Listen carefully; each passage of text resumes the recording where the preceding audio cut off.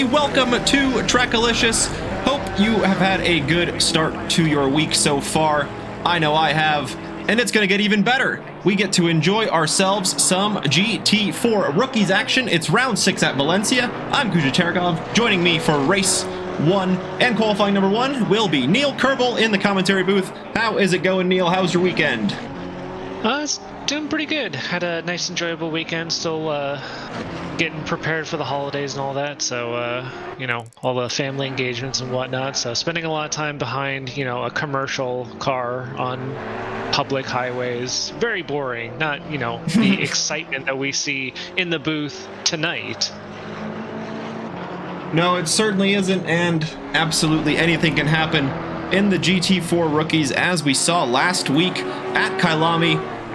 Absolutely crazy stuff happening at turn 1. We've seen it in the past here around Valencia, with the rookies going 3 wide into turn 1 and causing quite a bit of problems for everybody involved.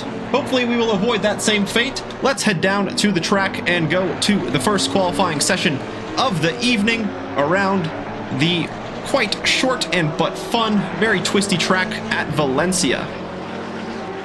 Yeah, if there's one thing that I've learned so far in joining you in these broadcast booths, Kuja, is the rookies definitely bring it out. Like they're fighting for placements throughout the entire grid. Like regardless of where we're looking on the field, there's battles.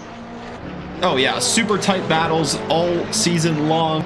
Akane Kalen has proven to be a worthy championship contender at this point, winning pretty much all of the races up until this point, barring a small little hiccup at turn 1 last week, or turn 2, I guess technically at Kailami, but nonetheless, just only misfortune getting in the way of Kalen having a perfect 100% win ratio this season.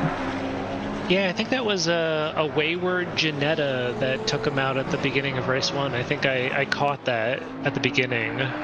But yeah, other than that, like, Kalen has been putting in the time, the effort, and reaping the rewards of just P1s across the board in this Rookies Championship.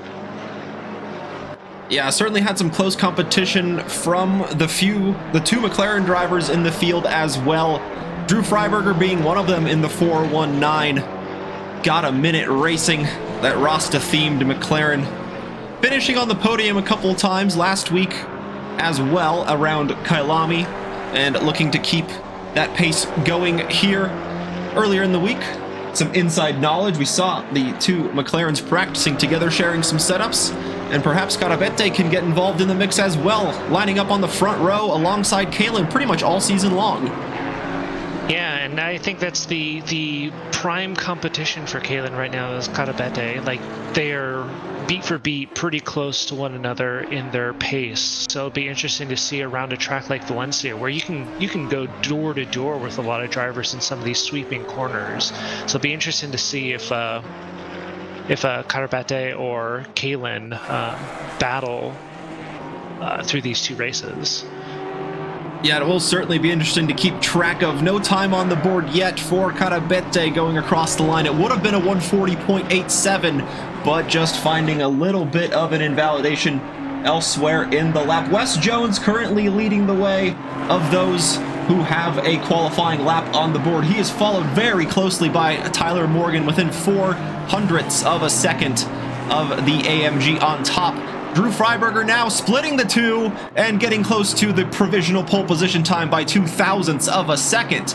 Then you've got Kalen in 4th, Ola Joyegbe in 5th, Dr. Porkchop in the Lone Alpine in 6th so far, Saunders in 7th, Lawrence Thomas in 8th, and Nonahara on the board with the last qualifying lap in 9th place. Still looking for about half the field to get their qualifying laps in. 16 drivers this evening for round number 6 at Valencia, about 5 minutes into the session. Still plenty of time left to go. And one thing we saw in practice is a lot of the drivers were testing those track limits. So invalidations, not something you want to have happen to you in qualifying, but it feels like a lot of these drivers are still looking to push the boundaries and maybe go wide in some of these corners. So hopefully drivers Ransom through Thomas are able to get their valid laps in. As we see a few come across the board, Ola Jayegbe comes across the line. Best lap so far at 140.487. And Tony Gold gets on the board too here in second place, within a tenth of that provisional pole time. And we have seen the qualifying times, or I should say the practice times, close throughout the week. And we are seeing just that. Ola Jayegbe on top, Gold not too far behind. Then you've got Karabete, the lead McLaren so far in third, Wes Jones fourth, Drew Freiberger in fifth place. Yeah, I think if I look at the practice times right now, fastest one we saw was a 1:39.8 from Tony Gold. That was the fastest posted practice lap time. So we'll see how close Tony Gold comes. It's getting pretty close to that time right now. Just as we know with these GT4s, it takes a few laps for them to heat up the tires, get optimal grip. So we'll start seeing these lap times start to shrink and get more competitive.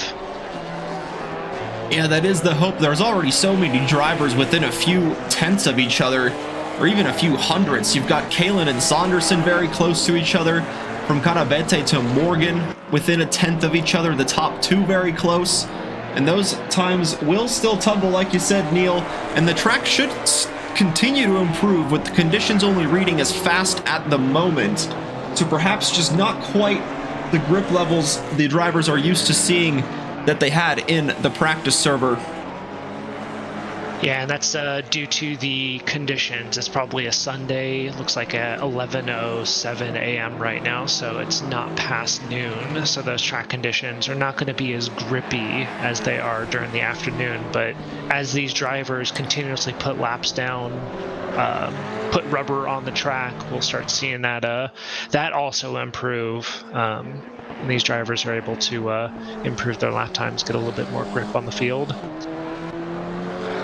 Yeah, that sure is the hope. And welcome everyone in the chat watching along. Hope you're all having a good Monday so far. Joining us here for round number 6 at Valencia. Hezi Thomas coming up to the line, finds an improvement in his time, about a second and a half there. Moves up to P13. Little wiggle coming out of turn 1, but keeps it valid. He can actually go pretty wide in turn 1, so he's looks like he's still valid on a valid lap right now. Yeah, he's going to try his best to improve. Rocco Luciano looking to do the same, currently sitting in P15 and looking to get an improvement on the board. And he does improve his personal best by about a second there, so he is finding some pace here in the second half of the qualifying session. Yeah, one driver I'm looking at right now, Kilcoyne, was about 3/10 up. Actually, they just made a bunch of time in the latest corner, coming around, finishing line straight, crossing the line, moves up to P3. That's quite the lap from Kilcoyne, especially in that Ginetta. Yeah, a track like this should favor the Ginetta. Lots of turns, not too many straights in between. And that nimble little chassis should prove a little favorable here around Valencia. Not quite as busy with the Ginettas this week, missing about half of them. We had 6 last week, so down to 3 this week. Not quite as many of those little Ginetta bees buzzing around the track. But John Kilcoyne showing that the Ginetta surely can have the pace around here, ahead of the 2 McLarens so far. Yeah, it's quite surprising.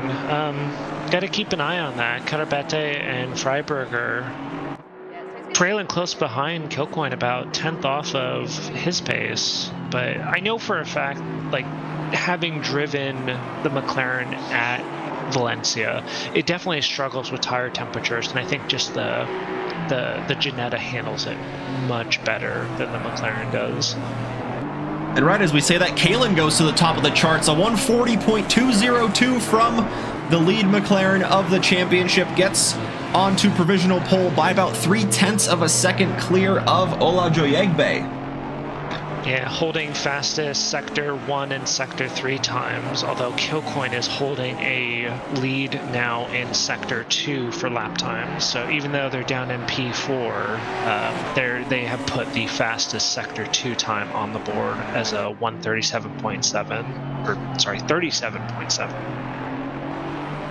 And from the Janetta of Killcoin to the Janetta of Alice Nonohara in the Wicked Sisters number 42, looking to get a jump ahead of Hezi Thomas, currently sitting behind by a few tenths, and gets a big jump, about a second and a half of an improvement from Nonohara to get up to P13. And it looks like Hezi Thomas just put in a monster lap too. I saw him about 4 tenths up on their lap time, coming in around P10 now.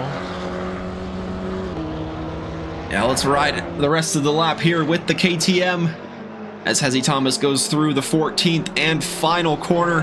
Very difficult one to get right. It's the one point on the track where there is a little bit of elevation change as the sweeping turn to the left suddenly drops down the hill for the braking zone. And it's pretty tricky to get it dialed in just right. And Hezi Thomas looking to do just that, just can't get the improvement out of the final corner there. Not able to improve on his personal best, but still about 3.5 minutes left on the clock, about enough time for 2 laps for the KTM to find an improvement. Yeah, certainly. He's about 3 tenths up now, so it's definitely wrangling that KTM around this track and holding it pretty steady. And with the conditions being a little bit early, those temperatures will surely be rising, and that will not be favoring the tire conditions at all of those McLarens, like you said. So will that be a little bit costly come the end of the race? Cheers for that hydrate, Rocco. Got some tea, as usual, this evening. Oh yeah, what flavor of tea are we going with tonight, Kuja? Some green tea, get a little bit of energy, but not too much. A little bit of energy and a chill at the same time with nice the green tea. Yeah, exactly. That's exactly what you need here. With Lawrence Thomas just inside the top 10. Needs about a few tenths to get ahead of Chris Saunderson in the number 18 Audi, currently sitting right ahead of him, up in 9th place. Green flag tea, that's right. That's right, the tag is green. Made by Bigelow. Get a hydrate for you right when the green flag drops. Yeah, that'll be perfect. And Lawrence Thomas looking to use all of the track, swinging out super wide in the final corner, trying to carry all of the speed down the start-finish straight, perhaps just lining himself up for another lap. Didn't quite get an improvement on this one, but still with time on the clock for 2 more laps if Lawrence Thomas can get those valid ones on the board here.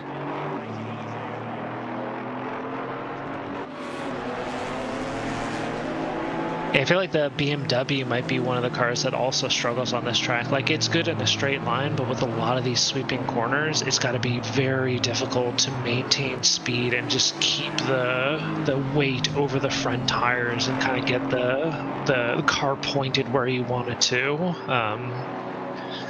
So I think, like, just capitalizing in that downhill left-hander, that final penultimate corner, and just, like, lengthening that straight, the finishing line straight out as much as possible. A lot of these front-engine cars are going to need to do that. Yeah, Wes Jones is looking to do the same, as he is looking for an improvement, and he gets one. Gets into the top 5 with that lap. Just a few tenths, or a few hundredths now behind Tony Gold, ahead of him in 4th place. Olajoy Egbe and Drew Freiberger getting a good lap in at the end. He moves up to 3rd, but those two are back in the pit lane. So no more improving from the AMG number 13, and the 419 McLaren sat in the pits. Same with Lawrence Thomas and Alice Nonohara. Chris Saunderson joining them now after not being able to find an improvement on his last lap. Yeah, deciding to end their qualification session a little early, return to pits, kind of reset, get prepared for the race, the 20-minute race that's about to come right after the session.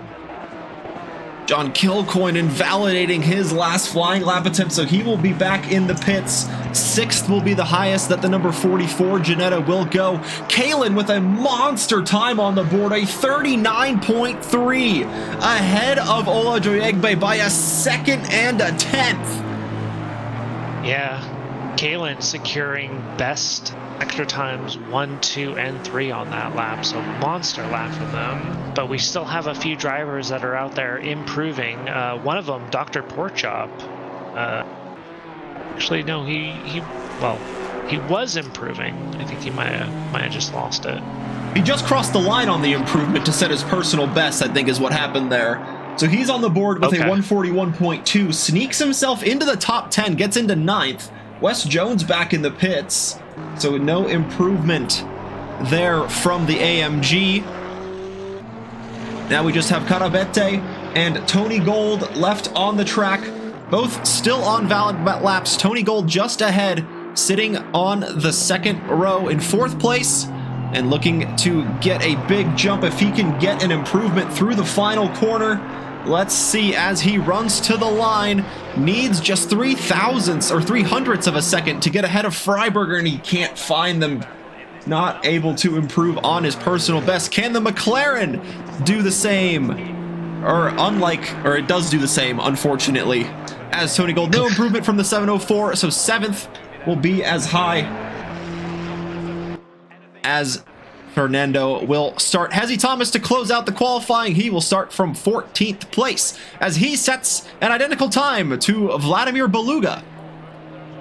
Yeah, I was actually hoping Vladimir Beluga would stay out, but I just noticed that they were on an invalid lap for that final few minutes. It was unfortunate that they could not stay out and improve or put in another lap time in. So Hezzy Thomas and Beluga putting in identical lap times towards the end for 14th and 15th position. We got a fun fact from Rocco. Do you have a fun fact off the top of your head, Neil? About Valencia? Yeah, in fact, I was actually looking into Valencia to figure out track or corner names and stuff like that. I'm not really gonna try any of them, but one of the fun facts that I learned about this track is it has been featured in multiple video games such as Taurus Trophy, Gran Turismo PSP, and the well-known, well-driven Alfa Romeo Racing Italiano.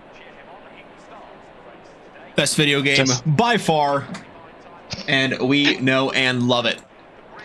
Any game with Alfa Romeo in it, gotta be it. You have to respect what Alfa Romeo puts out.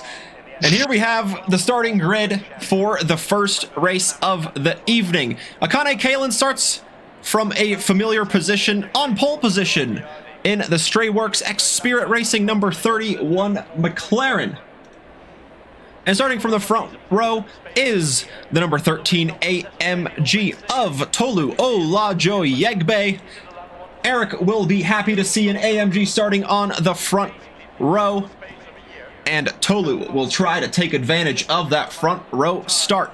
Drew Freiberger starts from the front of the second row in the Got a Minute Racing 419 McLaren. He is representing the mid-pack mafia, starting from third.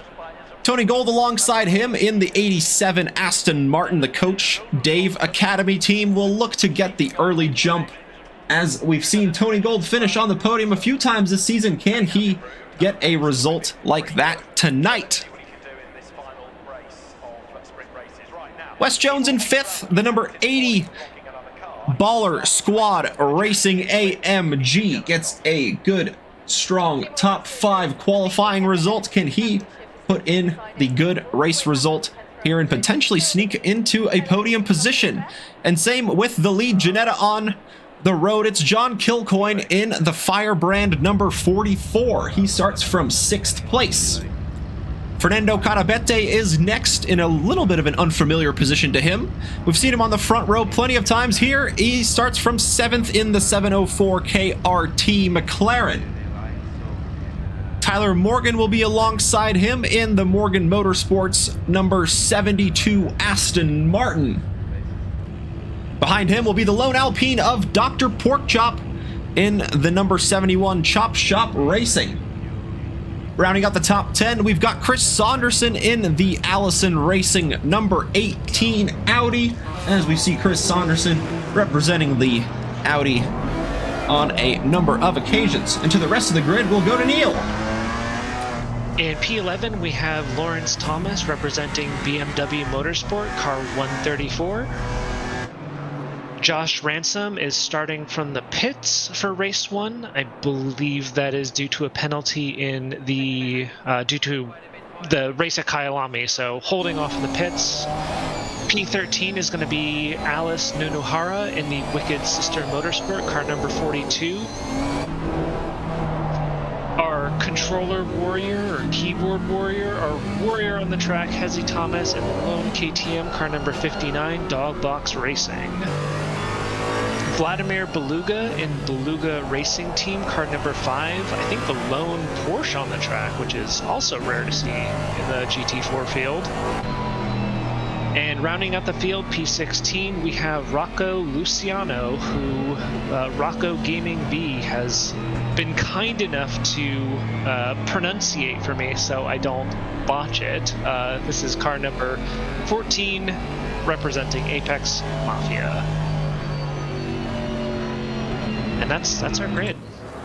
That's our grid, indeed. Race number 1, 20 minutes of racing up ahead. Track still fast, conditions getting hotter and hotter as the sun ticks over the middle of the sky just past noon here on a toasty Sunday at Valencia. And it will get warmer and warmer.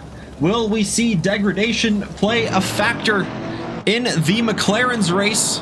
As Neil has mentioned, the GT4 McLaren has quite a considerable amount of tire wear, especially in the heat. And so with these conditions getting warmer and warmer, will we see just that? Yeah, we'll see if Kalen or Freiberger have to manage their tires and kind of not drive as aggressive as they normally would to put down strong lap times. So we'll see if they have to, pull back just a little bit. Yeah, Kalen certainly didn't pull back in the qualifying session, clearing the field by over a second.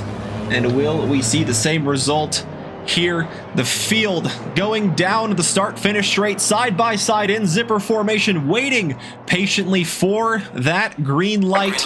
And there it is. Green flags waving, green light illuminates. The grid is go for race number 1. Kanabete gets a great start. Drew Freiberger bogged down off the line from the second row. He is getting swarmed all around. Kalen will take the lead into turn 1. Ola Jayegbe slots into second. And Drew Freiberger losing positions at the start. John Kilcoyne down the inside of turn 2 of Wes Jones. That's a late move by the Ginetta, but he gets it done. Amazing move by Kilcoyne right there, just using that Ginetta's exceptional grip, maintaining that inside line, and just gaining that those positions. Ooh, I see something happened in the background. Yeah, I think that was the BMW of Lawrence Thomas getting bumped into the gravel. Unfortunately there for the BMW, we'll have to claw back those positions, still stuck out there.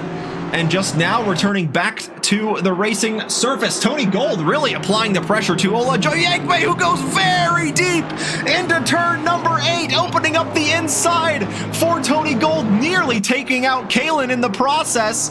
And now they're going to go side by side through 9 and 10 and into the braking zone of 11. The AMG having the inside, a little bit of a bump to the Aston Martin, pushing him a little bit wide. And in the back, Wes Jones side by side with Kanabete. A very difficult move to get done, but Kanabete lining through the inside but runs wide over the bumpy outside curbing, and Wes Jones still has an opportunity to hold on to this position around the outside of the final corner. Is he going to look to the outside? No, he's going to try to go for the over-under, but I think the McLaren will have the straight line speed to take that position away and move into the top 5.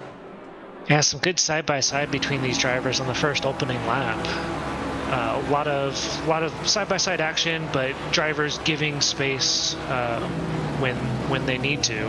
A little door banging, but as I say, Rubbin's racing, so nothing to look at. Oh, and nearly having looked down the inside. Freiberger, after dispatching the Alpine quite easily in that straight. The Alpine not known for its straight line speed, but now this section is where the Alpine can really fight back. The McLaren of Freiberger going a little bit wide, just opening up the inside and onto that slippery part of the track. He opens the door for not just one, but maybe two cars as Tyler Morgan is trying to make up that position as well. Drew Freiberger sends it down the inside of turn 6, but the Alpine stays confident and stays strong and stays in front. Was very close between Porkchop and Freiberger. Ooh, little bump to the rear for Porkchop as Tyler also bumps Freiberger, gets him a little tap to the bumper of their car. A lot of tapping going on. I just saw Tyler just got speaking of tapping, that's Ola Joyegbe getting tapped by Tony Gold, and then getting tapped by Karabete very heavily into the gravel. Oh, and there's another tap from the Ginetta onto the back of the Aston Martin. Then you've spoken it right into existence there. The tapping has become quite heavy here with Ola Joyegbe getting tapped to the outside into the gravel and returning back onto the track and getting tagged by the McLaren. So the podium getting a little bit jumbled up. Tony Gold moves up to second. Kilcoyne in the Ginetta up from 6th to 3rd. It has a crazy jump for Kilcoyne from 6th all the way up to 3rd, basically capitalizing on a lot of these cars just either sending it deep or bumping into one another, basically seems to be staying out of it himself and just sort of capitalizing on these position gains. Yeah, and Drew Freiberger, after all that, now back to 10th, fighting with Josh Ransom, and up ahead of him, that's Vladimir Beluga. He was up with Dr. Porkchop and Tyler Morgan in that battle for 7th and 8th, and now dropping back after we saw him on that race start get a little bit bogged down, maybe just experiencing what Kalen did at the start of the Kyalami race and just upshifting a little bit too early and just not being able to get that power down. Ooh, we just saw... Oh, yeah. Freiberger looked like they just missed their braking zone. Oh, and this 3-car battle is really heating up. Kilcoyne losing a podium position. Wes Jones up to 3rd, and he lost another place to Karabete, who is also having a really good race, up from 7th to 4th, and looking for a podium position now behind Wes Jones in the number 80 AMG. Yeah, so I think what Karabete started in P7 all the way up to P4 now, so they're battling it up to the podium positions now. Yeah, and it could be absolutely anyone's podium here, all the way from Wes Jones to Kilcoyne. Saunderson also has really strong race pace in that Audi. We've seen him finish in the top 5 before. Can he perhaps sneak his way onto a podium here? And it's still pretty tight all the way through the field, except for, of course, Kalen with a 6-second advantage at the front of the field. And Kalen's not saying no to getting involved with any of these skirmishes that's happening behind him, just basically running away with it, saying, I'm good. I don't need to get involved in any of this. Yeah, it has the clean air and doesn't really need to worry about anything after that. There we see the pink McLaren up ahead, approaching the braking zone of turn 8 as the field here battling for the final podium position. Just getting into that corner now. Fernando Karabete in the McLaren.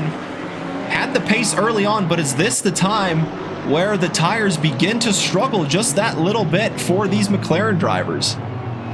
Yeah, I'm not sure what the cutoff time for that is, but they gotta be feeling it, especially Karabete right now, just tucking in behind Wes Jones. Like they're really pushing to make this overtake or just stay close to the back of that AMG as he moves to the inside, basically. Ooh, okay, backing out a little bit, taking the safe approach, maybe capitalize on some straight line speed here, use that McLaren engine and the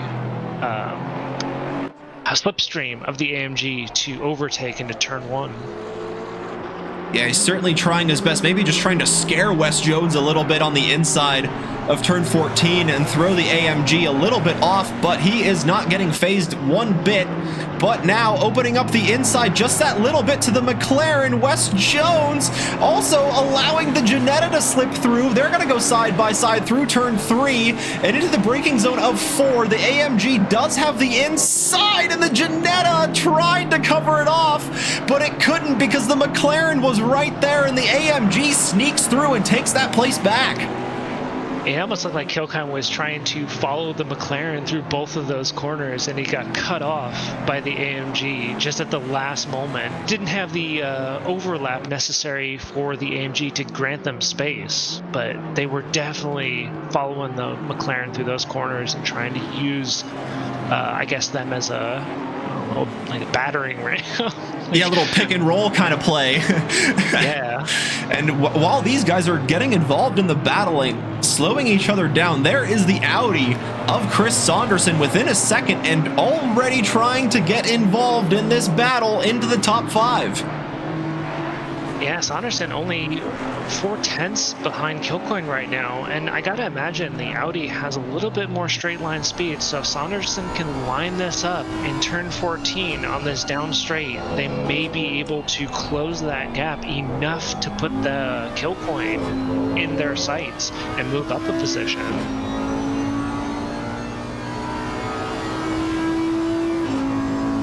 Good perspective here from the Audi to see the battling in front, and the Ginetta nearly having a look down the inside of Wes Jones. The AMG really not flirting with the track limits there. As we approach 9 minutes into this race, Kalen with a hefty 6-second advantage over Tony Gold in second place, and he has put a pretty decent 2.5-second gap over Fernando Carabete, who was up in a podium position after starting in 7th place. Wes Jones here in 4th, battling with Kilcoin for the top 5 positions, and Chris Saunderson looking to get involved as well. Dr. Porkchop in 7th, Tyler Morgan, in 8th place. Then you've got Josh Ransom in 9th after his pit lane start. Alice Nonohara in the top 10. Hezi Thomas 11th. Under pressure from Ola Joyegbe, though, who's trying to fight his way through and just can't quite do it yet. And he's got Drew Freiberger right on his tail. Yeah, you can see Ola Joyegbe like moving left and right, trying to find an opening on this KTM driver. Yeah, and Hezi knows how to defend really well, despite the fact that he is at a slight disadvantage, and a tap from Drew Freiberger to Hezi Thomas into turn 7. The KTM spun all the way around. Drew Freiberger able to get back and rolling. Unfortunate turn of events for Hezi Thomas, just side by side with Freiberger, and just slight bump and to the KTM sent them spinning. Yeah, they just can't seem to stop with the bumping here. And these corners, you and I were talking about this a little bit beforehand, more designed for motorcycle racing, so they are kind of sweeping to where it's very tricky to kind of have one particularly optimal racing line into the corner. One car might find it better to go a little bit deeper into the apex. One might try to take more of a karting line through the corner. And so it just kind of depends on the car, and maybe, just maybe, we're seeing just that clashing of the racing lines between the different cars here, and just not being able to just kind of understand how the other car is driving around the corners. Yeah, and if you have different cars, like different engine positions, like front engine versus mid engine, like they handle these corners differently. And a lot of these corners do encourage side-by-side driving, or at least late braking zones into the slower corners, like this one right here. You can basically trail the brake in, get the car rotated, and take the inside if the driver ahead positions their car in a different position. But I think a lot of these drivers, we saw it in qualifying, a lot of them are testing the track limits, and some of these corners are pretty deceptive on where the track limits are. Like turn 1 is very generous, and then the others are just nowhere near as generous. So if you feel like you can push it there, it's a little dangerous to push it anywhere else. Yeah, and as these two approach turn one, Wes Jones thinking about the inside. The Ginetta giving him a little bit of space to go for the move, and Wes Jones thought about it for a second, but it's a very quick corner. Not a lot of braking, just a quick tap and a downshift before slinging the car to the left. And perhaps Wes Jones is trying to fight for a side-by-side position into the next corner, but just not able to get that positioning just yet. The Ginetta on the previous lap, or a few laps ago, was able to get by and into fourth. Wes Jones now hanging on to fifth, and with Chris Saunderson approaching once again. Yeah, Chris Saunderson has to be watching these two battling up ahead and just, chomping at the bit, hoping that they get into a battle so that they can close in and also get involved, or, if one of them, bumps into the other one, capitalize on a two-position overtake. And in the background here, that's Tyler Morgan and Dr. Porkchop battling for 7th and 8th place. We saw them battling earlier on in the session and now getting close to each other on track once again. And right as we tune into one battle, the other one he picks right back up. Wes Jones trying to force the move now into the final corner. Will the Ginetta have to go defensive? And he's just taking his racing line all happy. Wes Jones going a little bit deep into the corner, though. Can't quite get the speed out of the corner and line up a move into turn number 1 and then 2. And we'll see once again, looks like Kilcoyne is actually defending the inside now as opposed to last lap where they're maintaining the racing line. And Wes Jones just tucks in behind, looking unable to... And there he goes. Oh, a little deep, though, and onto the gravel. Chris Saunderson says thank you very much for that, and he moves into the top 5. See, that's the benefit of patience. Saunderson just watching that for lap after lap and just finally capitalizes on it. So now Saunderson gets to chase down Kilcoyne. And now, yeah, a different opponent for Kilcoyne, the rear-engined, more mid-engined, I guess, Audi, but still positioned behind the driver versus the Ginetta and the AMG, the engine firmly in the front of the car. And it's now, weird to look at the Ginetta as a front engine. I know it is, but it's just weird to look at it as one, because usually you think like front engine has like superior straight line speed, but the Ginetta is just very different from that. Wes Jones taking the curbs very heavily, losing a little bit of traction, but keeping his AMG under control. Tyler Morgan going a little bit deep on the exit of 11, turn 12. Still under control though.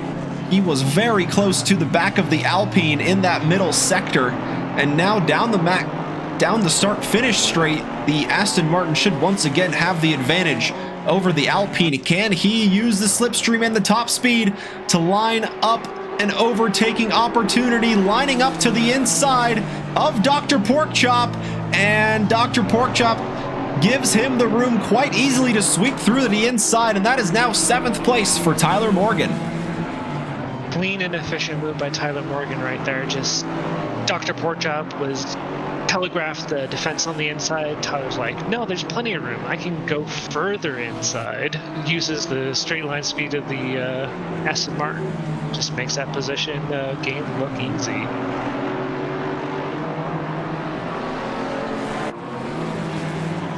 Up at the front, Kalen has not been able to extend the gap much more than 6 seconds. So is this now the time that the McLaren tire drop-off is happening, with none of the McLaren drivers able to improve on their current personal best of the race? The Aston of Tony Gold, though, is looking pretty strong, and he is improving lap by lap. Yeah, I'll keep an eye on the delta between Tony Gold and Kalen, but I don't think it's going to drop off significantly unless Kalen makes a mistake, due to their tires heating up, they lose grip. But I don't foresee that happening. Looks like Porkchop just took a bit of the inside curb in that was it turn 12 Champy Heroes. Oh nope, I'm not gonna try. Yeah, most of the turn names here named after motorcycle racers, as this was mostly built for MotoGP racing, but they have hosted events like Formula E, the Euro NASCAR, the GT World Challenge. So it can host quite a variety of different motorsports events here. But the circuit itself named after Ricardo Torno, a two-time MotoGP champion. And as we said, most of the turn names here named after famous MotoGP riders. And let's not forget Eric the Boss's favorite racing game depicted this track, Alfa Romeo Racing Italiano. He's a fan of it. Oh, who wouldn't be a fan of that game? Yeah, now that we've brought it up so many times, I'm actually kind of curious to see some gameplay of it. I am actually curious now. I might look that up after. Yeah, that is certainly something to look forward to here, as Wes Jones is looking to get back into the top 5 after running wide at turn 2 into the gravel, giving the position to Saunderson quite easily. And now the Audi has to defend with just 1 lap remaining. Kalen will cross the line, and we will have 1 racing lap left. Wes Jones trying to take full advantage of the Audi out in front. And now pushing the Audi a little bit wide of the apex, tucking into the slipstream down the start-finish straight. Can the AMG fight back into the top 5? The Audi, though, looking pretty strong down the main straight. Can Chris Saunderson hang on? Wes Jones lining down the inside, but that'll slow down his line in through turn 1. But Chris Saunderson running a little bit wide. Wes Jones lining the move up the inside. They're going to go side by side all the way around turn 2. Now Wes Jones on the inside of 3, but Saunderson will be on the inside of turn 4. The braking zone, Tyler Morgan looking to get involved in the mix as well. A little bit of contact between the two. Chris Saunderson still in front for 5th. Tyler Morgan trying to slide through, and he will challenge Wes Jones for 6th. Down the inside of turn 6, Wes Jones now having to defend from the Aston Martin rather than attack the Audi in front. Oh, some very close racing between these two. AMG versus Aston Martin. Two frontline, very fast cars. Saunderson's got to be stressing out from these two cars behind him. Yeah, he sure is. Wes Jones nearly collected by Tyler Morgan as he swept across to take the apex. Kalen rounds the final corner to take the checkered flag, and Dr. Porkchop trying to get involved as well. There's the 31 waving side to side to take the checkered flag. But it is all eyes on this battle for the top 5. Chris Saunderson looks to be comfortably ahead of this battle. Wes Jones defends the inside. Tyler Morgan down the inside as well. Dr. Porkchop tries to sweep through and use the top speed, but the Alpine not exactly well known for that, and they will finish as they are here. Chris Saunderson 5th, Wes Jones 6th, Tyler Morgan 7th, Dr. Porkchop in 8th. And then Tony Gold, Carabete rounding out the podium, and Kilcoin taking 4th in the Ginetta. Josh Ransom 9th from the pit lane. Good result from that Ginetta. Ola Joyegbe recovering into the top 10. Drew Freiberger now across the line in 11th. Alice Nodohara battling with Lawrence Thomas to the line. It will be the Ginetta by a few tenths of a second. The BMW of Lawrence Thomas making it close, but it'll be 12th for Alice, 13th for Lawrence Thomas, and Hezi Thomas here in the KTM takes 14th across the line, followed closely by Vladimir Beluga and Rocco Luciano in the number 14. Aston Martin takes the checkered flag to finish out the first race. Oh yeah, you love to see the drag races down the finishing line straight on the last lap to cross the finish line. Love seeing that. Yeah, super close between these two. Or those two, I should say. Yeah, just a 4-car battle between Saunderson all the way to Porkchop to end the race as well. It could have been either one of those cars finishing out in the top 5, but Saunderson with a patient drive, taking opportunities when they happened, and defending well when he needed to. Yeah, good use of patience and just calm driving, waiting for the cars ahead of you to give you that opportunity to gain a position.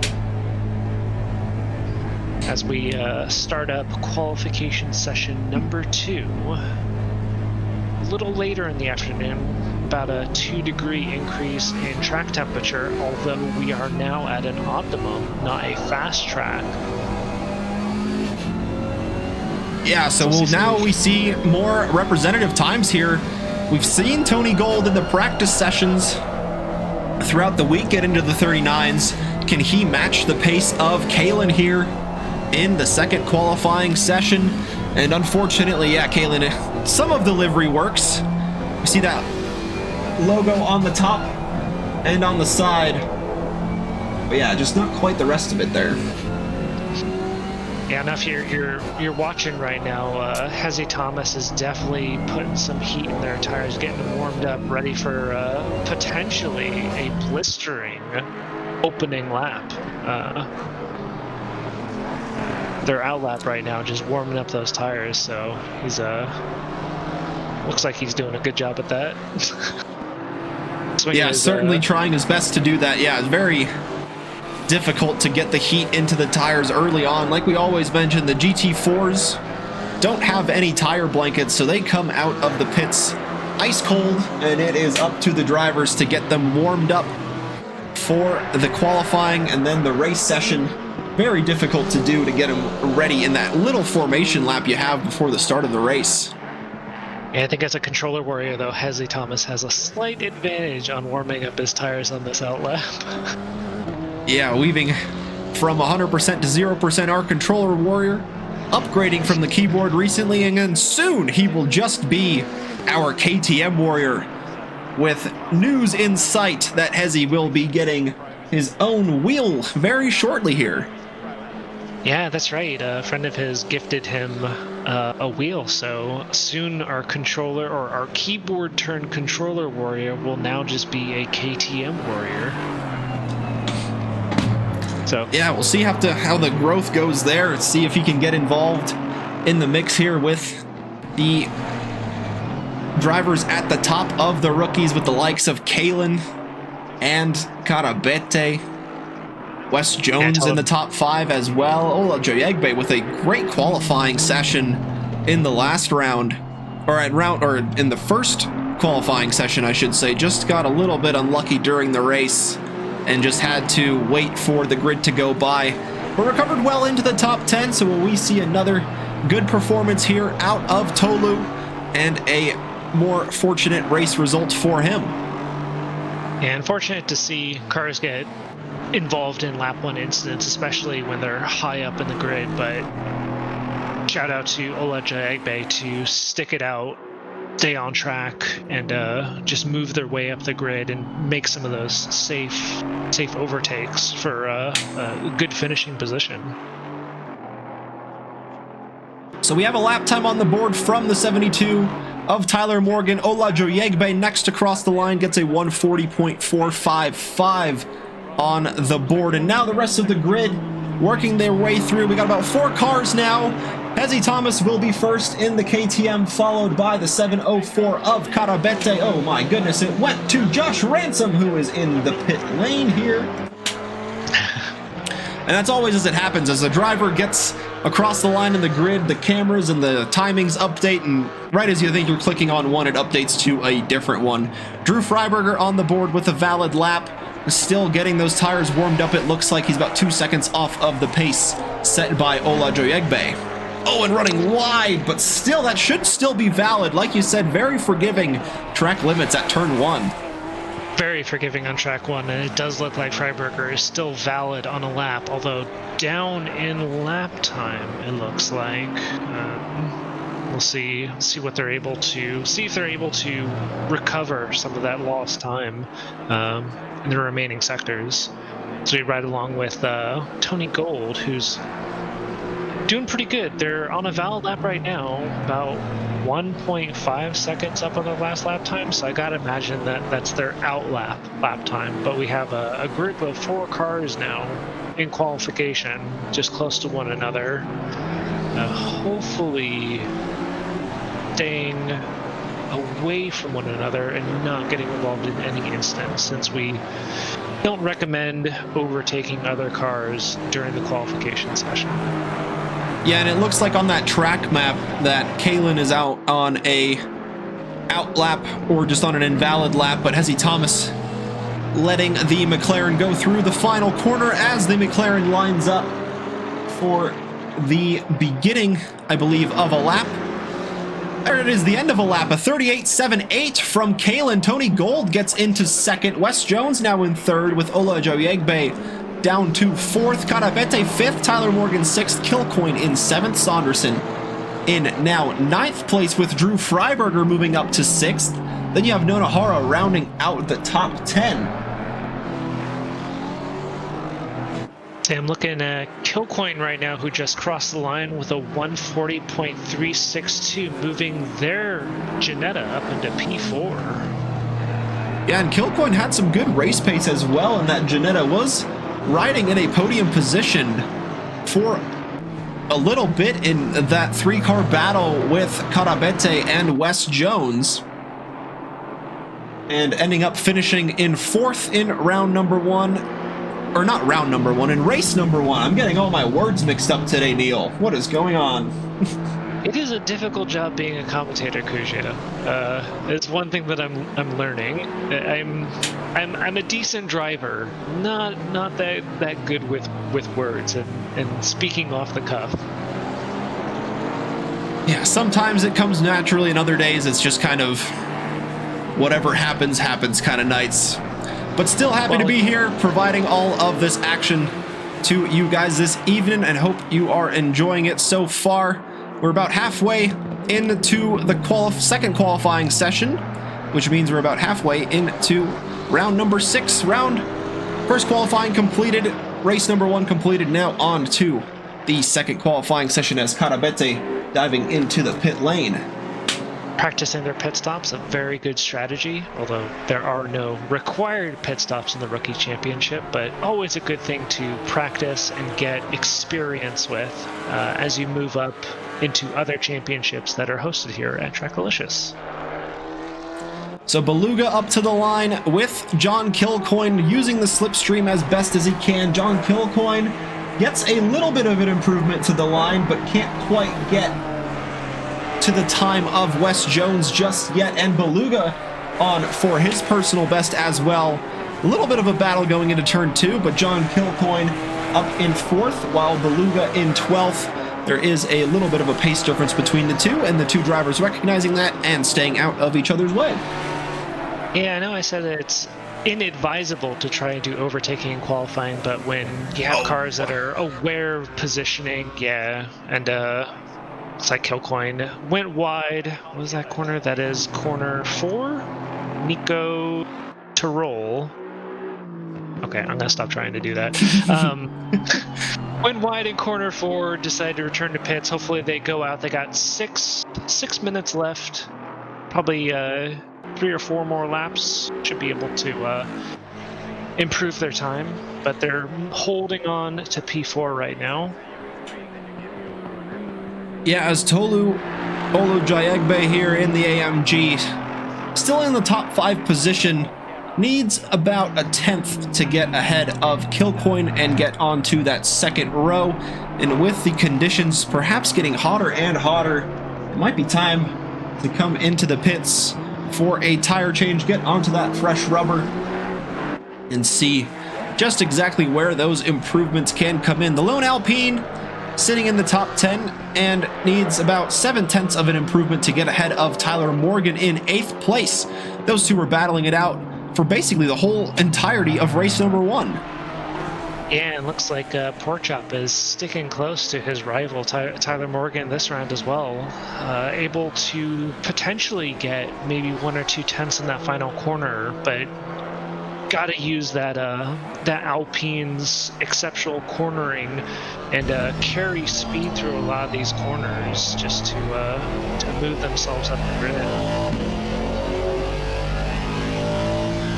This pork chop on the start of another lap. Olojoyegbe looking to close one out, but he runs wide, exiting turn 12, and that will be this lap invalidated, so he will have to line up for another go. It's dangerous to take that much curb. Not so much in the GT4. GT4s can generally handle it, but if you took that much in GT3, I feel like you'd bottom out and bounce your car off into the sand. Yeah, the AMG looking like it handled it pretty well there, but just unfortunately invalidating it. Running a little bit too wide. As Alice Nonohara in the number 42 Ginetta looking to sneak into the top 10. Needs a big improvement to do that, but on a good improvement on this lap. Yeah, you're saying like they need a good improvement, and it looks like they're on one right now. So as I cross the line, coming up to it. Improvement in time, but not in position. Oh no, they did go up in position. Okay. Or did they? No, they didn't. No, improving the time though, and getting very close to the time of Beluga. Actually, that was Beluga just now crossing the line and gets that improvement ahead of Nonohara. So now Nonohara needs less than a tenth of a second to get of Beluga, and about 7/10 or 8/10 to get ahead of Saunderson and into the top 10, but won't do it on this lap after invalidating it early on. Yeah, it looks like we have a few drivers out there right now on invalid laps. With 3 minutes left, they gotta cross and maybe get 1 or 2 more attempts.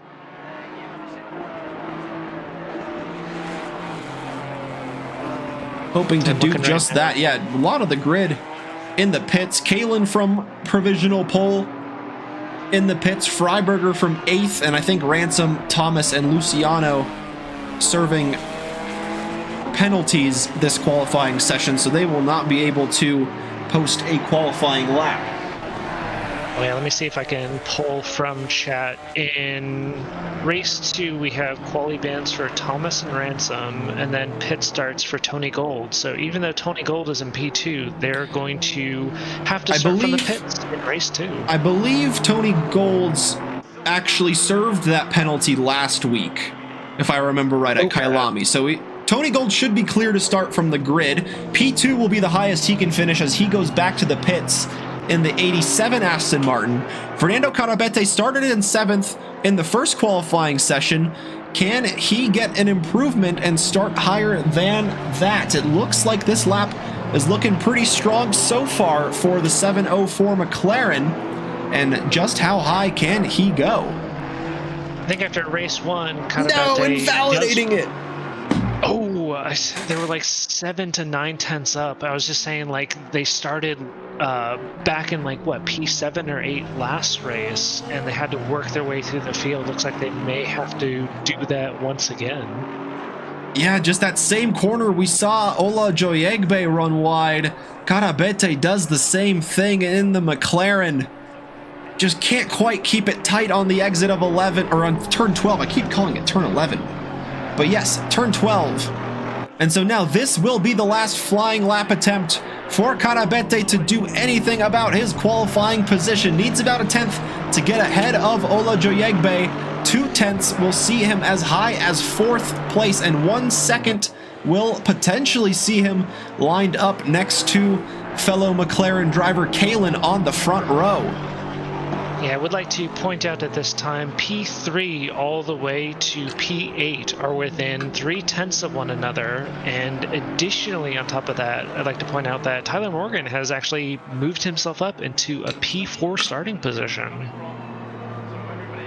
Yeah, good lap there from Tyler Morgan. A hydrate from Rocco and a face cam Fiesta. Let's see if I have that face cam pulled up, actually. Should have it. Let's find out. Does it work? Hello, it works. We're alive, everybody. And we will be on for the rest of the broadcast here in the bottom corner, so you can see my reactions as some cool stuff goes down in the races. And now Carabete coming up to the final corner, looking for that big improvement he was looking for to finish higher than 7th in the session. Coming up to the line, how high will the McLaren jump? And he goes all the way to 3rd, and Wes Jones up to 2nd, pushes Carabete down to 4th. So those two get huge improvements at their last qualifying attempt.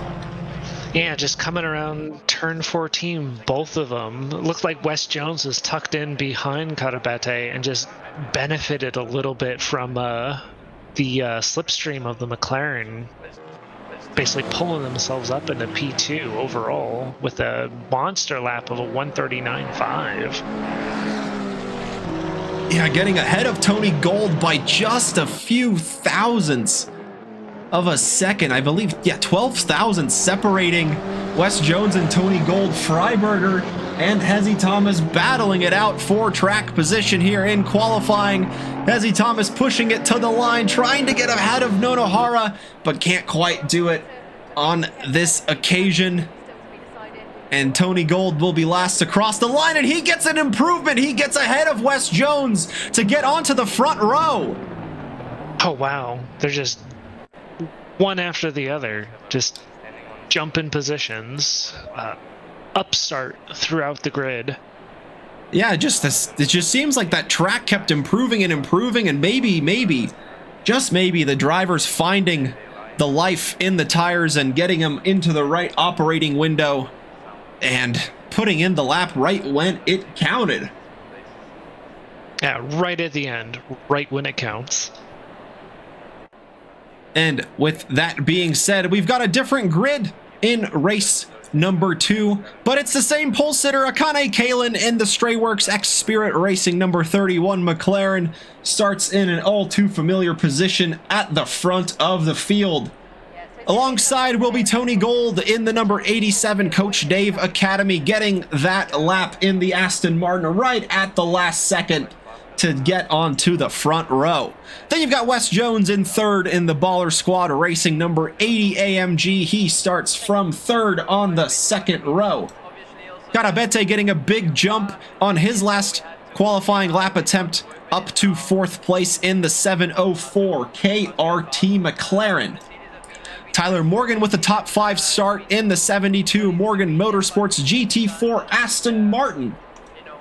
He will have John Kilcoyne starting from the same position he did last race in 6th, got up to 4th in the number 44 Firebrand Janetta. Olajoyegbe starts from 7th this time in the number 13 AMG Motorsports. Drew Freiberger alongside him on the 4th row in the Got a Minute Racing Rasta 419 McLaren. Chris Saunderson in 9th in the Allison Racing number 18 Audi. The lone Audi on the grid is followed by the lone Alpine on the grid of Dr. Porkchop, rounding out the top 10 in his Chop Shop Racing number 71. And to the rest of the grid, we go to Neil. Starting in P11, we have Vladimir Beluga representing Beluga Racing Team, the lone Porsche, car number 5. P12, we have Alice Nonohara, Wicked Sister Motorsport, in the 2nd Janetta on the grid, car number 42. Hezzy Thomas representing the KTM, car number 59, Dog Box Racing. P14, we have Josh Ransom, this time starting on the grid, car number 325, the last Janetta on the grid.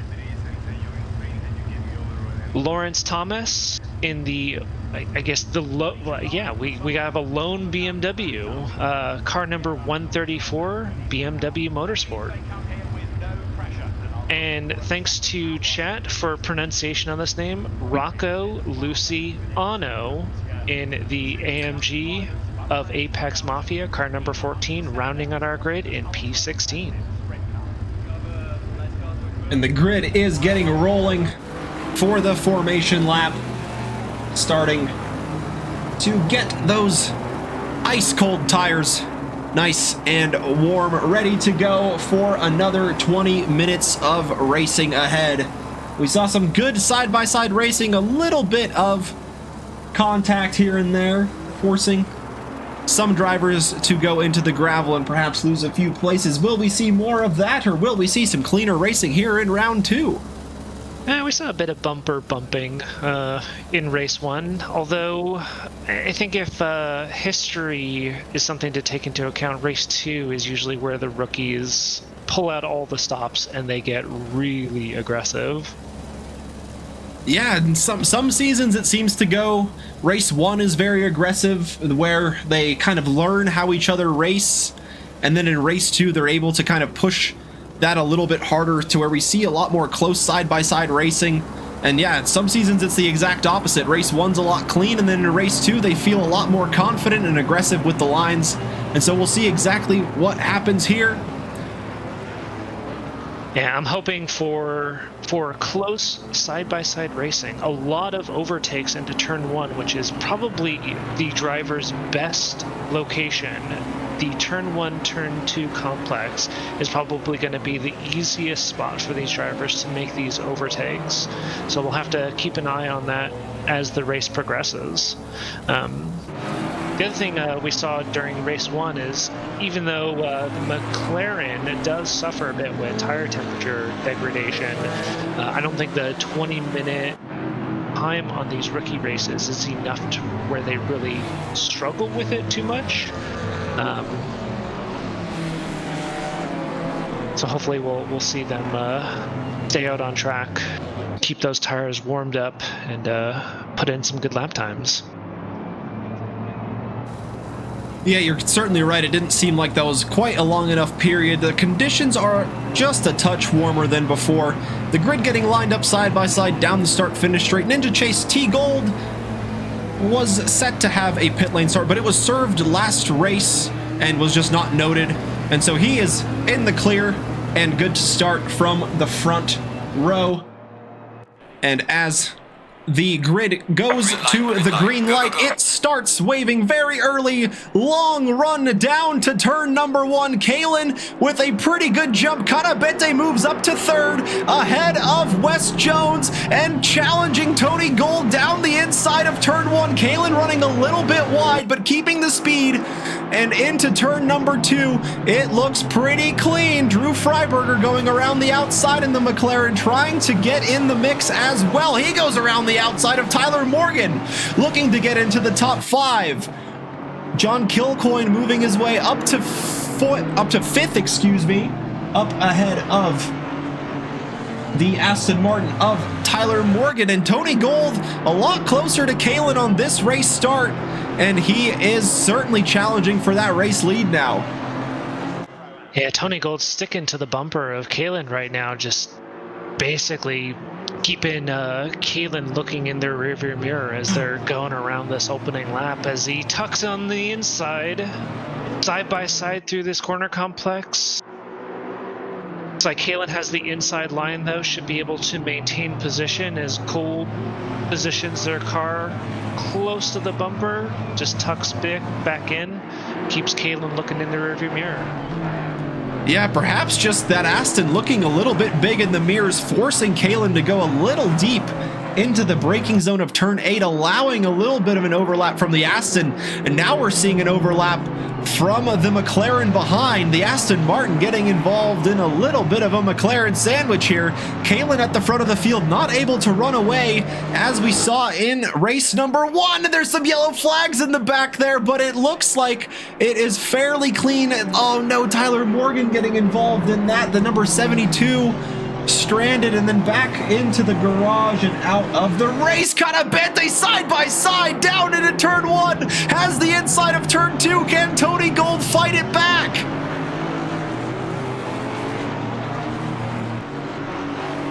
Good overtake by Karabete there, just holds the inside line, forcing Tony Gold to stay on the outside, able to maintain that advantage and secures the position, moving their McLaren up into P2.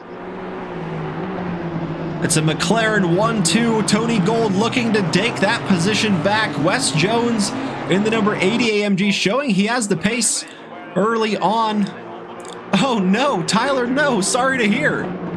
The thing holding your brake pedal broke. Oh, Canabente going deep as Kalen did on the last lap, costing him the position to Tony Gold. So back into second goes the Aston Martin, and Wes Jones is licking his lips, trying to take advantage of this any opportunity going his way ahead. So this is where Wes Jones needs to take a book out of Sanderson's, or page out of Sanderson's book, and just drive patient. Actually, it looks like he's making a move around the outside of Carabete. Maybe. Oh, and Kilcoin is just using that superior genetic grip and braking zone and just tucking in right behind Wes Jones. Yeah, this is what the back of the McLaren is seeing. 3 cars all in a line. Wes Jones, Kilcoin, Freiberger trying to get involved and on to the final step of the podium. It looks like the straight line speed of the McLaren has Carabete comfortably ahead of Wes Jones, but that's Freiberger sending it down the inside of the Ginetta. But Kilcoin covering off the position pretty well, as he's going to have the inside for turn number 4. Can he maintain the apex and the racing line? He does, and through turn 5, he stays ahead of Drew Freiberger. Oh, that's got to be, that was a risky move right there. Like, Freiberger was tucking on the inside of corner 2, and Kilcoin just able to maneuver their Ginetta into such a position that was able to keep the inside line and hold it for the remaining corner complex. So, defending from that McLaren. Yeah, 6 cars really close at the front of the field, then a bit of a gap to that yellow Ginetta at the front of this little gaggle. That's Alice Nonohara moving up to 7th from outside the top 10, followed closely by Ola Joyegbe, who perhaps might be having a look down the inside. Then you have Saunderson here in 9th, with Lawrence Thomas rounding out the top 10, and Ola Joyegbe is really pressuring the Ginetta out in front here for 7th. Yeah, that AMG should be able to handle these curbs pretty well, tucking in on the inside line for corner 14, although Nonohara does maintain. Ooh, just got back on throttle just a bit too early, bumps Nonohara into a spin. Oh, I hate to see that. Yeah, just a miscalculation in that speed differential. The Ginetta kind of more so carrying the speed through the corner, whereas Ola Joyegbe trying to get the better exit, and just the mismatch of exit speed sees the AMG go into the right side of the Ginetta, and it looked like the Ginetta was able to keep it out of the wall, but not quite sure though, as now Nonohara under pressure from Hezi Thomas. Yeah, just they went off track for a little bit, but they were able to right the car and get it back on track, pointed in the right direction. So not a significant loss of time, but now it puts them in sight for Hezi Thomas to get Nonohara to start looking in the rearview mirror. Yeah, we'll see now where Nonohara can recover to. Rocco Luciano with a good start. He's up to 12th. After starting from 16th place in the number 14 Aston Martin. Carabete going deep through the exit of 12 might open up the inside here for the AMG. They're side by side. Wes Jones has a look. There's contact between Kilcoin and Carabete behind. The 704 goes spinning at the exit of turn 14. Those are those tricky overtakes where you have 2 cars battling out in front of you, and you're just trying to like maintain the speed of your car through the corner, and you just get caught up and get involved in an incident. It's unfortunate. It's unfortunate turn of events or sequence. Yeah, that's just how it goes sometimes. Lawrence Thomas hanging on to the back of Ola Joyegbe for 8th place. The lone BMW challenging Tolu for that position after the number 13 was pretty close to Saunderson on the previous lap, falling back just a little bit here to the Audi driver currently sitting in 7th place. And looking up and down the field so far, Akana Kalin still in first, Tony Gold holding on to P2, and Wes Jones in P3, followed closely behind by Kilcoyne in the Ginetta and Freiberger in the McLaren, both about within 1 second of one another.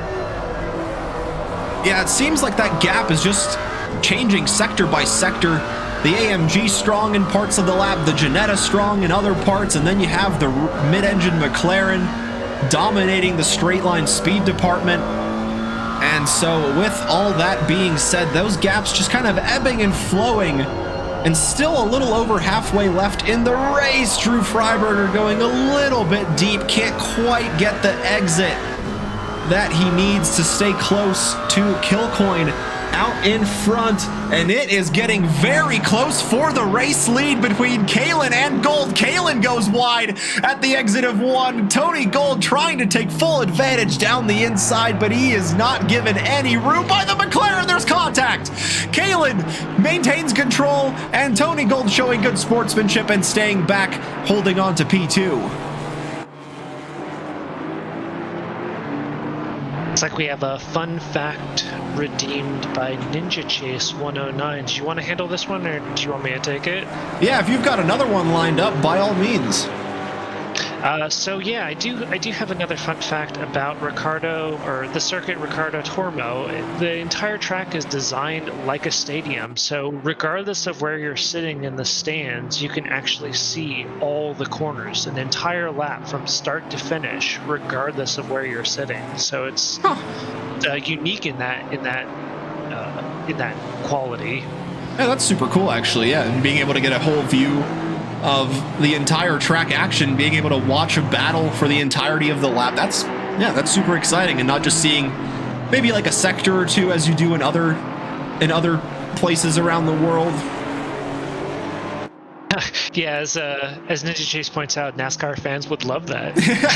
Yeah, Indianapolis kind of providing that same kind of environment where they have the big grandstand around the Brickyard itself with that infield pretty within good bird's eye view. And of course you can get into that infield section as well to get up close into all of the corners at Indy.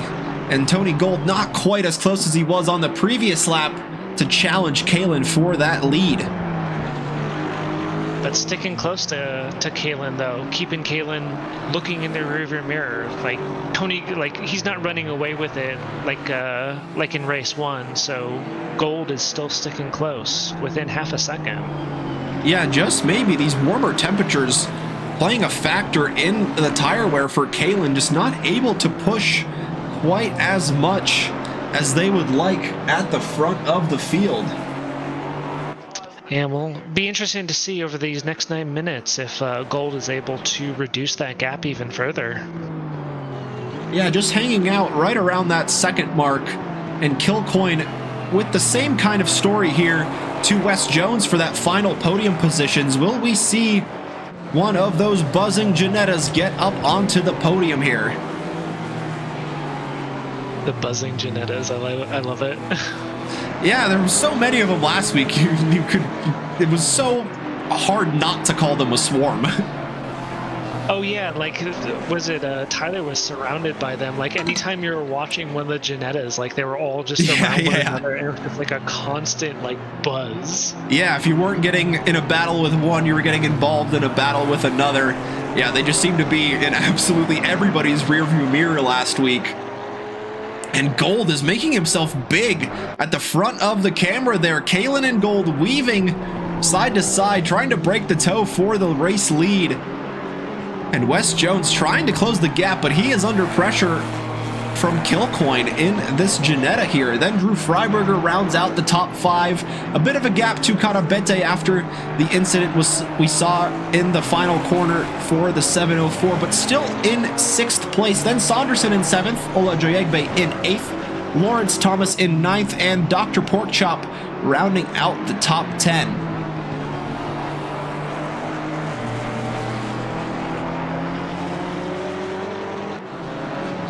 Just looking to see where else we have battles going on, but it looks like P1 to P2, Kalen and Gold, and Wes Jones and Kilcoin are our closest battles on track right now. Yeah, the race lead is looking pretty close here. Tony Gold running a little bit into the gravel, slowing him down just that touch to the McLaren here. And that gap, but he's still within touching distance. He's really not letting Kalen run away as they did in race number 1. Yeah, what's the term? Keeping him honest? Yeah, exactly. Man, looks like Ola Jayegbe is closing in on Saunderson, about half a second off of the rear of that car number 18, the Audi. Little bit of an incident here for the 419 and finding himself in the gravel at turn 13, losing the position to fellow McLaren driver Carabete, who moves now into the top 5, but Drew Freiberger still close behind, looking to challenge that. And there, as you mentioned, Neil, Ola Jayegbe getting close to Saunderson. Tucking in, enjoying the slipstream of the Audi ahead. We'll see if they're able to position their car in such a place that they can go wide in corner 1. I can't tell if that's still valid. I'm gonna guess not. Yeah, both of those invalidated on the timing charts, but maybe not faster than their best, so not picking up a track limit violation here. With just under 6 minutes to go, about 3 laps left for the drivers, maybe even 4. We'll see what happens when Kalen crosses the line here in a few minutes' time. Just how many laps are left? And now Ola Jayegbe is closer than before to the back of the Audi. And will we see a challenge for position here? Nearly having a dive down the inside. There's a tap to the back of Saunderson through turn 8. But Saunderson maintaining control and maintains 7th place ahead of the AMG. Exceptional car control from Saunderson. Just, it's very difficult when you're bumped in the rear like that to just not lose control of the car. And there's Kilcoin down the inside of turn 14 for the final podium positions. He gets ahead of Wes Jones in the AMG, just opening up the door in the final corner. And now it is up to the Ginetta to use his pace and try and run away from the quick AMG of Wes Jones, now in 4th. And we have seen Kilcoin maintain that lead, or at least close the gap as they go wide into turn 2, opening it up for Wes Jones to stay on the inside of turn 3 and turn 4. They'll go side by side through this corner complex. Now Kilcoin has the inside, tucks in ahead, and maintains the position. Nice move from both these drivers, giving space where they need to and just maintaining their position on track. And these two continuing to battle. Ola Jayegbe for a split second had 7th in that same corner complex that Wes Jones was trying to get by Kilcoin, but Saunderson remains out in front in his amazing defense. But right as we say that, drifting on corner exit, losing him precious time to Ola Jayegbe. Oh, and there's another tap to the back of the Audi into the braking zone. This one much heavier, sending the Audi into the gravel trap. Oh, now Saunderson is tucked in behind Ola Jayegbe. It looks like honorable sportsman thing like to do. Oh nope, they're still bumping. Still bumping. I thought Ola Jayegbe was gonna return the position. Which, oh no! Oh, no! That's Saunderson drifting out of turn 12. And I think there is a bit of a barrier on the outside there, so I think the number 18 just finding it there. Unfortunate. Like, I thought Ola Jayegbe was going to return the position to Saunderson, and they just started like bumping doors with one another. And then I think Saunderson just, from going off track, picked up some marbles and just lost it on the exit of what corner is that? That is that corner? That's 12. That's Champijeros.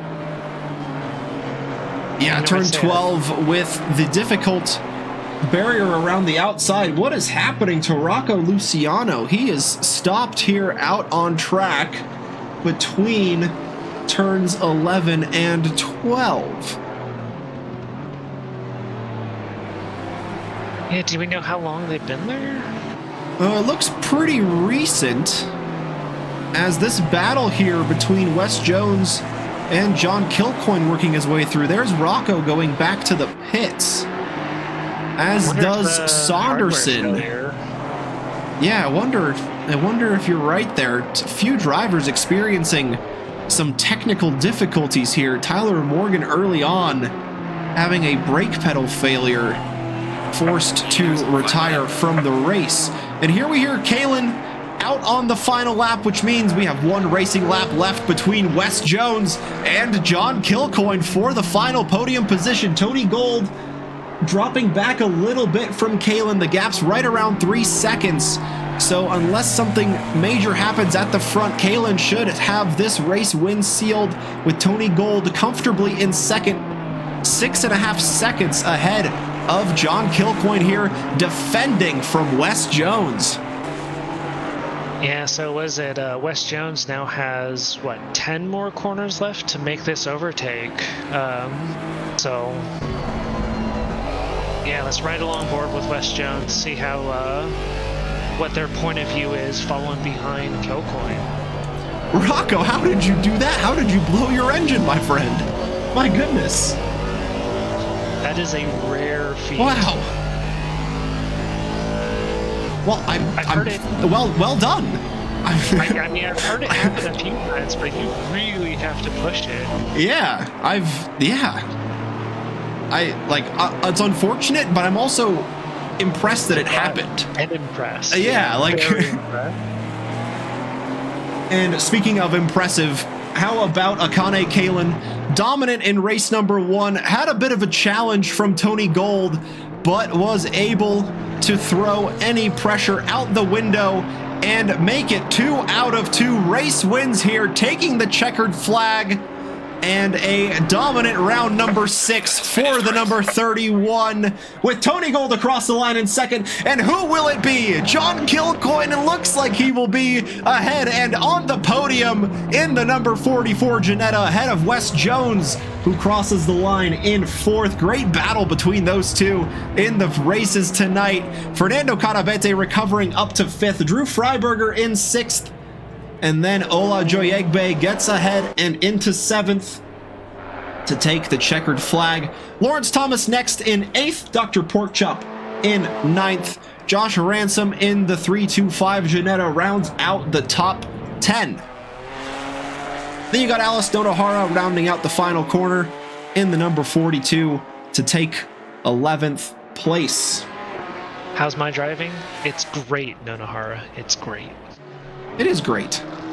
I do agree. Good battling from the Ginetta early on as well in that number 42, just getting involved in a little bit of contact, but still great racing from the 42. Hezzy Thomas takes the checkered flag in 12th, with Vladimir Beluga and Chris Saunderson behind in 11th and 12th place respectively.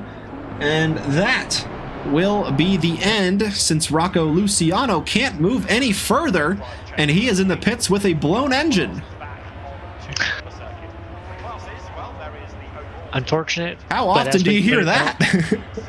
Very rarely. I've done a lot of GT4 racing, and the only car that I've ever heard of blowing an engine has been the Audi. I did not know you could blow the engine of a Ginetta. I didn't think it was that strong.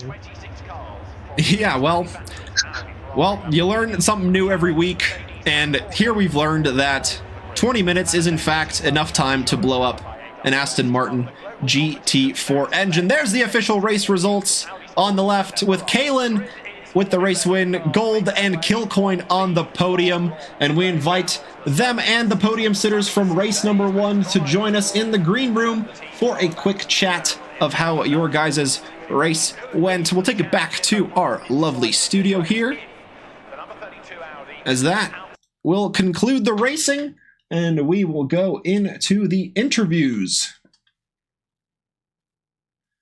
We've got race winner Akane Kayla joining us, and John Kilcoyne finishing on the podium there in race number 2. Akane, how's it going? How is it at the front of the field?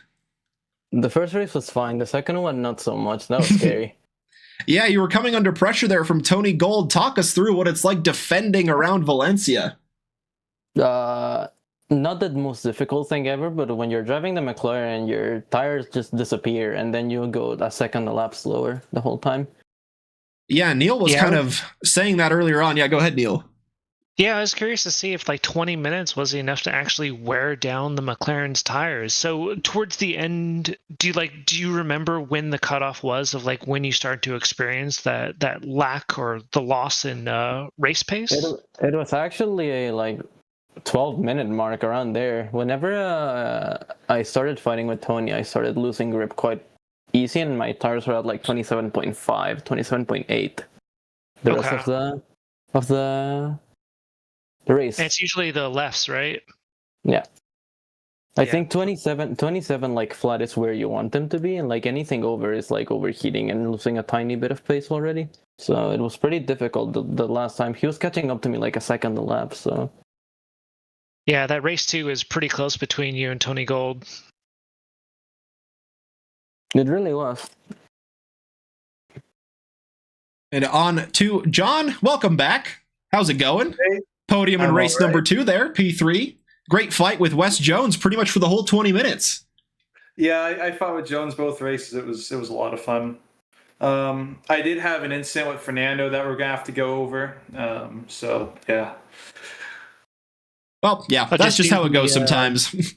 Yeah, just do the rookie thing, like point it out in chat, say you're sorry, apologize, and, be open to discussions about it, right? Yeah, that's pretty much the plan, because I'm not really sure who was at fault yet. I kind of feel like if it didn't happen, then Fernando would probably be P3. His pace is really good. Well, that's just how it goes. We'll just have to see what happens in the background there, but still, you earned your way there. You fought with Wes Jones. You made that great overtake into the final corner. Was that always going to be your best overtaking opportunity, or did you have any other places you were trying to line it up? Onto T1. T1, I have it pretty good with him. So I was kind of expecting T1, but I was just going to see wherever I could send it, safely, of course, But yeah, T1 in the last turn were pretty much what I was looking at. I forget which corner it was as well. After the second straight, at the end of the second straight, that corner as well, I've had some luck with. The one with the big curb on the inside? Yeah. Yeah, I think that's turn 12. Actually, while you're out there, did you notice, or did you struggle defending against some of the, GT4s that are faster in a straight line with the Ginetta? Because I know there's, not a long straight at Valencia, but I did notice in race 1 you were defending the inside a few times. For the most part, I didn't really have too big of an issue. A lot of the times I'd be gaining speed on the corner exit. And not to mention I was in slipstream a lot of the time as well. Okay. But yeah, it was really fun. Yeah, you did. You did really well in the Ginetta out there. So. Yeah, representing the Ginetta's proud this week. A little bit lacking in the attendance compared to last week, so you certainly made up for the lack of Ginettas with a high race result here. So congrats on that, John, and congrats to you, Akane, for the 2 race wins, 2 pole positions, another dominant week for you here. Thank you. Yeah, I was looking forward to Valencia. I really like this track. Yes. It has some good racing opportunities, but it is a very difficult track to be fast at consistently. So congrats to both of you for really putting in the work and racing with your fellow rookies. Yeah. It was my first time doing this track in particular. I found it really difficult to get under 41s in practice. Yeah, I actually struggled quite a bit in practice. I only got like a high 39, and then I changed the wing setting like one click, and yeah, it just clicked. I got a 38.7, which that's a ridiculous lot. Yeah, you guys are certainly improving week by week, showing that, yeah, just going to graduate soon out of the rookies, and very excited to see how you guys do in the Wednesday multi-class. I think you were mentioning, Kalen, earlier that you were going to show some interest in perhaps joining that for the rest of the season. Yeah, I am planning to start joining those races whenever I can. Heck yeah. Super Yeah, exciting. Not on the GT4 class, but I'm going to be joining on GT3s, so... Heck yeah. I can race with you, Kalen. Yeah, that's how it goes. Yeah, it's going to be fun to see. GT3s, but yeah, it'll be fun. Well, once again, thank you guys for taking the time joining us here in the broadcast. Move you guys on back to the green room. Thank you to Akane Kalen and John Kilcoyne finishing on the podiums here tonight. A little bit quiet from the podium sitters tonight. Not a lot wanting to join the green room, but still, big thanks to those that did. And yeah, that will officially conclude round 6 after talking to the drivers. We'll head over to you, Neil, for your final thoughts. I think it's not every night that I get to hang out with you and finish up race 2. But it was an exceptional showing from all the rookies tonight. Maybe a little bit of argy-bargy, especially in race 1, and some unfortunate incidents in race 2, but overall, great showing from all the drivers. Congrats to the podium sitters, and looking forward to what I think we have two more races in the Rookies Championship. Yeah, it should be 2 more next week and the week after to close out the championship, which Kalen has a pretty substantial lead at this point. Yes, next week we've got Alton Park, and the season finale will be at the Red Bull Ring on December 8th. Yeah, one of Tyler's favorite tracks, so that's one that we'll have to keep an eye on him for, because he should be good at that. Yep, did an endurance race there with him. Did pretty well, and so we will see exactly how the entire rookies field gets on next week at Alton Park, and in a few weeks' time to close out the season at the Red Bull Ring. No Wednesday multi-class race this week due to Thanksgiving. They will be back next week for round number 6 at a more than likely wet Donington Park. Will be certainly exciting to see how that goes on. Neil will be participating in that. Tyler Morgan may or may not be joining in the booth depending on his schedule. Always happy to have him join us. Cursing me. Yeah, depending on who you are, you might want to see him in the commentary booth, or you may not. The curse is coming in heavy, as always. On Thursdays, we've got iRacing. Not this week, of course, with Thanksgiving. But we will be back to all of our regularly scheduled programming next week, starting on Monday with the rookies.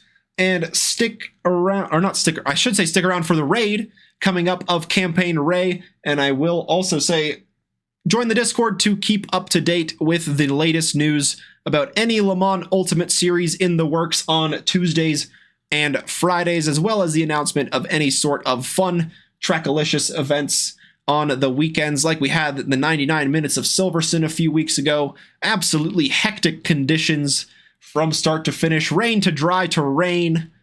Very unpredictable stuff, super fun to watch. And yeah, join the Discord.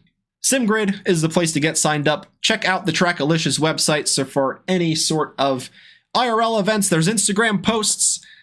They have watch parties for the F1 events this past weekend at Vegas, and they are planning one for Qatar over the next weekend as well. Make sure to check Instagram for the posts on all of that stuff. Get some hats, get some shirts from the website.